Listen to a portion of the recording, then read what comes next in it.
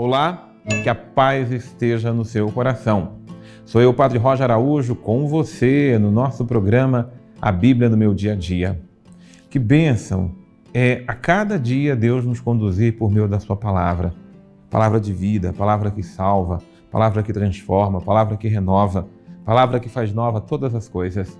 Deixe que a palavra de Deus caia no seu coração e ela de fato produza os frutos para nos conduzir ao reino dos céus. Senhor, eis-nos aqui. Somos nós, teus servos, Senhor, que nos colocamos diante da tua presença para fazer e realizar a tua vontade.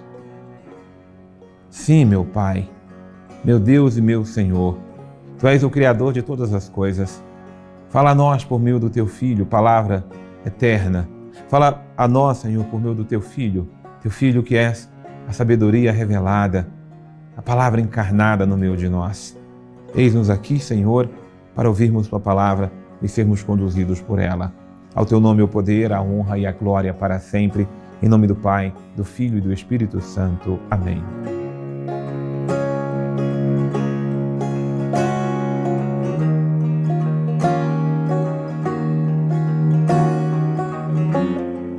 Amados irmãos e irmãs, vamos deixar a palavra de Deus cair no nosso coração, né? É uma bênção esse momento, sabe? Eu cada vez mais fico seduzido, como diz o profeta Jeremias. Tu me seduziste, Senhor, e eu me deixei seduzir. Ou seja, a palavra de Deus nos seduz, nos encanta. A palavra de Deus nos atrai. E se deixamos nos atrair por ela, ela vai nos conduzindo, vai nos moldando de acordo com o coração de Jesus. Então, deixe-se atrair pela palavra de Deus a cada dia da sua vida. Deixe de lado a moleza, a preguiça e priorize a palavra de Deus. Você vai ver cada vez mais os frutos serem alcançados por meio da palavra de Deus, porque ela faz nova todas as coisas. Vamos para o Evangelho de Mateus, capítulo 12, de 15 a 32. Mateus 12, de 15 a 32 será a nossa meditação de hoje. Ao saber disso, Jesus retirou-se dali. Grandes multidões o seguiram. E ele curou a todos. Advertiu-os, no entanto, para que não dissesse quem ele era. Assim se cumpriu o que fora dito pelo profeta Isaías. Eis o meu servo que escolhi, o meu amado no qual está o meu agrado. Sobre ele eu porei o meu espírito, e ele anunciará às nações o julgamento. Ele não discutirá, nem gritará nas praças, ninguém ouvirá sua voz. Não quebrará o caniço rachado, não apagará a mecha que fumega, até que faça o julgamento triunfar. Em seu nome as nações porão sua esperança. A gente pode pegar toda essa profecia aqui de Isaías, né? Jesus é este servo de Deus, sobre ele é que repousa o Espírito do Senhor. Então, é ele que anunciará às nações o julgamento, ele não discutirá, não gritará, enfim, não quebrará o caniço rachado. Mas aqui tem uma promessa, eu queria que nós ficássemos nessa promessa aqui, do versículo 21. Em seu nome, no nome de Jesus, as nações porão sua esperança.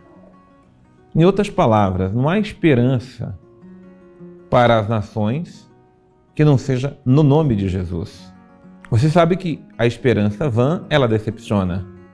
Então muitas vezes nós nos decepcionamos na vida porque nos iludimos com coisas que são vãs, passageiras, ilusórias.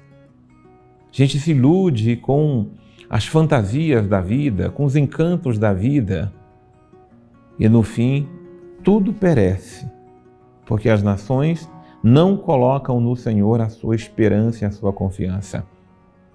Então, nação brasileira, povo brasileiro, não coloquem em homens a sua esperança. E todas as nações que me escutam agora, onde a palavra de Deus estiver chegando, não importa onde você esteja agora, importante é que você coloque no Senhor a sua esperança e a sua confiança. A promessa dele está no versículo 21. Em seu nome as nações porão a sua esperança. São Paulo vai depois nos ensinar que a esperança não decepciona. Espera, que esperança? Aquele que espera nele, aquele que confia nele. Confia nele, espera nele, você não há de se decepcionar. Então, essa é a promessa de Deus para nós hoje, esse versículo 21, tá? Mas a palavra está nos dizendo que trouxeram um possesso. Aliás, é um possesso. E esse possesso, gente, era cego e mudo. Jesus o curou, de modo que ele podia falar e enxergar. Já além de ser possesso, possuído ali pelos demônios, ele não enxergava e não falava. Toda a multidão se espantou e começou a dizer: não será este o filho de Davi? Os fariseus, porém, ao ouvirem isso, disseram: ele expulsa os demônios por Beelzebu, o chefe dos demônios. E conhecendo seus pensamentos, Jesus lhes disse: todo reino internamente dividido ficará em ruínas, e toda cidade ou casa internamente dividida não se manterá. Por favor, anote aí esse princípio, viu? Marca ele na sua Bíblia aí, tá? Versículo de número 25. Esse versículo é duro, cruel, mas é a mais pura realidade. Imagina, eu estou até sendo redundante, na palavra de Deus. É a palavra de Deus, e a palavra de Deus está nos ensinando que todo reino internamente dividido, ele cai em ruínas. Você está vendo o Brasil em ruínas, você está vendo a nossa cidade em ruínas, você está vendo nossas casas em ruínas. O diagnóstico é esse aqui do Evangelho, dividido. Quanto mais a gente se divide, mais em ruína nós ficamos. Ora, nós podemos ter opiniões contrárias, divergentes, diferentes, mas quando nós somos divididos, nós estamos cada um puxando a casa para um lado. Quando os pais se dividem, os filhos se arrebentam. Presta atenção nisso, porque cada um puxa a perna de um filho para o lado. E aí você imagina que situação não fica o filho. Eu digo filho, né, dando exemplo de um, mas os filhos e assim por diante. A casa onde você mora. Se a mãe puxa para um lado, o filho puxa para um outro, o pai puxa para um outro, meu irmão, essa casa não sobrevive não. Não sobrevive de forma alguma. Ela vai ruindo, chega a uns pontos que ela desaba. E eu não estou aqui desejando a ruína de casa nenhuma, de país nenhum, de cidade nenhuma. Pelo contrário, a palavra de Deus ela vem para edificar. Mas, quando você quer levantar alguma coisa que está com problema, você tem que fazer o diagnóstico para saber qual é o problema, o que está causando aquele início de ruína, por que está começando a parede a inclinar, o que está acontecendo? O diagnóstico está aqui. Toda divisão, ela provoca separação, ruína e destruição. A divisão é o primeiro canal que vai provocando destruição. O diabo foi expulso da presença de Deus para não dividir o reino, porque a missão é ele na verdade queria destruir, e aquele que divide destrói. E ele nos coloca uns contra os outros. E nós somos ingênuos, nós somos bobos, nós vivemos nos atacando, nos gladiando uns aos outros e provocando só destruição. Amizades são destruídas, casamentos caem em ruína, famílias. E nós damos o exemplo de uma nação dividida, destruída como a nossa, porque ela é dividida. E o mundo e assim por diante. A igreja que é dividida, ela cai em ruínas. Você já viu grupos de oração se destruírem, se acabarem? Você está vendo muitas coisas se mantendo, se penando, porque ali está dividido. Então, eu digo a você, não tenha problema nenhum em ter divergências com ninguém, mas não provoque e nem seja causa de desunião, porque o que provoca a desunião, ele age para promover a destruição. E não fica de pé. Não é palavra do Padre Roger, é palavra de Jesus. É princípio. É um princípio que nós nunca podemos esquecer. Mateus 12, 25. E aí Jesus vai dizer, se Satanás expor Satanás, ele está dividido internamente, como é que seu reino se manterá? Se Beelzebul, como é que eu, Jesus, né? Por isso é porque estou dizendo que ele está expulsando o poder de Satanás. E eu quero encerrar, porque muitas pessoas perguntam, para acabar que não fuja pelo final do tempo, lá no versículo 31 tem um princípio.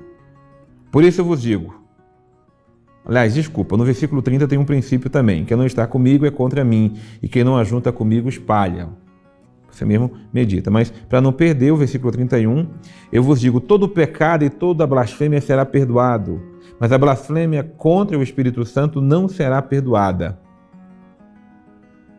Alguém, o que é a blasfêmia contra o Espírito Santo? Blasfemar contra o Espírito Santo é isto que você estava ouvindo aqui acontecer. Jesus realizando uma obra de Deus e você atribui uma obra de Deus ao demônio. E mais do que ainda, o coração que fica obstinado em não acolher a manifestação do reino de Deus. Esse pecado não é perdoado, que é a blasfêmia, não é porque Deus não quer perdoar, é porque o coração já se fechou para não acolher aquilo que é de Deus e prefere acreditar que tudo seja do demônio, do maligno, aquilo que é mais clara manifestação de Deus no meio de nós. A obstinação para a graça é um caminho para que a gente se feche para o reino dos céus e aí não recebamos o perdão de Deus. Não é que Deus nunca vai deixar de perdoar, é nós que nos recusamos a receber o seu perdão. Esteja conosco agora nessa reflexão nosso querido Padre Antônio Xavier. Bem interessante esse texto que hoje nós estamos estudando, porque pela primeira vez nós encontramos na Escritura uma certa indicativa de um pecado que não receberia perdão. E aí a nossa pergunta seria, é possível que Deus não perdoe algum pecado? Existe um limite para a misericórdia de Deus? Existe um pecado específico que ele reservou, que se alguém o comete, então essa pessoa está condenada? E aqui ainda é dito pecado contra o Espírito Santo. E a pergunta que poderíamos nos colocar é essa. Que pecado é esse? Do que é que se trata? Bem, aqui não se trata de um pecado de ato. Isso já é uma coisa investigada pelos teólogos da igreja, desde o início da igreja, para entender como que funciona, né? Não se trata de um pecado de ato em si. Porque todos os pecados que estão relacionados a atos, eles podem ser perdoados, as coisas podem ser consertadas. O problema é que existem pecados que não estão relacionados diretamente a atos, nem interiores nem exteriores, mas a determinações que nós podemos ter. Por exemplo, os 7 pecados capitais, quando nós os pegamos, eles não são especificamente pecados. Eles mostram para a gente uma certa predisposição. Quando alguém diz que é invejoso, não quer dizer que ele teve inveja, quer dizer que a inveja tende a ser um comportamento habitual se ele não se corrigir. A mesma coisa o preguiçoso. Eu sou preguiçoso, não quer dizer que eu estou agindo com preguiça, mas quer dizer que eu sou mais tendencionado a agir com preguiça nas coisas que eu faço. E aqui nós temos algo assim em jogo, que diz respeito à pessoa quando está num estágio muito alto, inclusive de orgulho, e que ela diz de verdade para Deus, né, no fundo do seu coração, sem expressar palavra nem nada, né? Eu não preciso do seu perdão. Eu não preciso do seu perdão. Isso é um pecado que não tem como ser perdoado, porque não tem como você agir com misericórdia com uma pessoa que não quer aquela misericórdia, que não aceita. É como alguém tentar fazer o bem para uma pessoa que não quer nem a presença daquela pessoa. Não tem jeito, não tem o que fazer.